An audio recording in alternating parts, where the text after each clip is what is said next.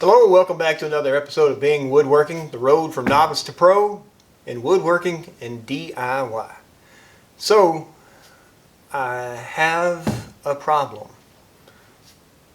Yeah, I know. Besides stuff in here, I have a problem in my shop. Organization. I moved into the shop several months ago, almost coming up on a year now, and I still am nowhere near where I want to be with my shop layout, with the organization. It's really affecting my workflow and the time that I have to spend looking for things, gathering tools. It's not working. Just not working for me. So I had to do something about it. Here's the issue. I'm trying to do this on a budget. I don't want to buy tools that cost what I won't admit to, and then have to buy stuff to organize them that cost almost as much as the tools. No, sir. No.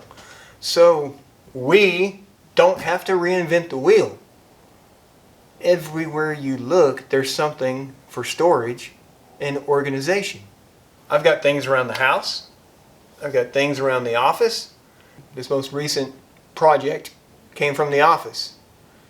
I don't even know what this piece of furniture.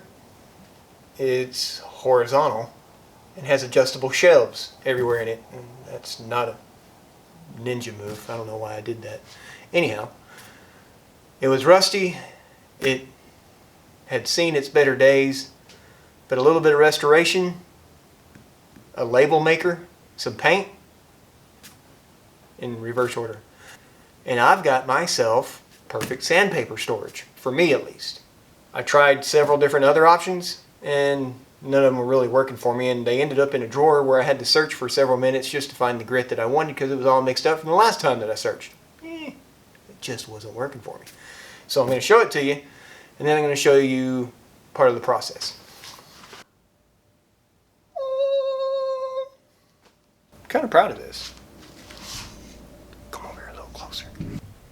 6-inch, 60 grit. 6-inch, 40 grit. 6-inch, 180. Hey, down here. Thank you.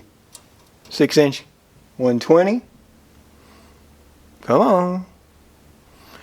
6-inch, 80. So I've got just a general storage area.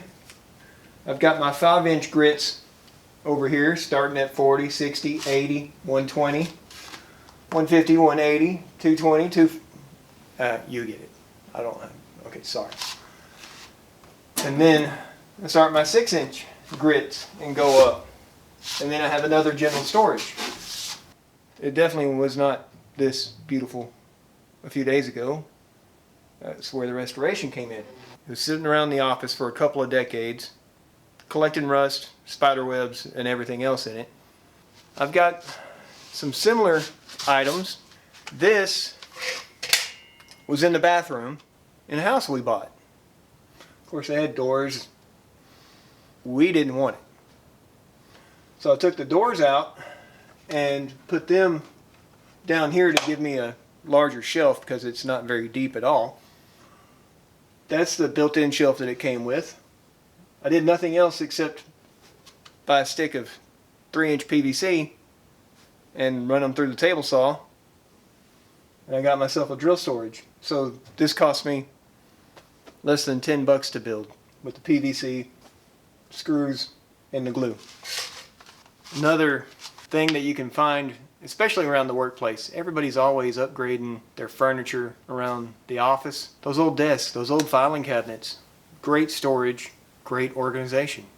Why not utilize them in the shop? So my point is, we buy these tools and yes, we want to put them to use. And hey, if you're not worried about money or time or energy, absolutely, I've done it myself on some projects where I build things for that tool. Storage, whatever it may be. But if you're on a budget, don't have to reinvent the wheel.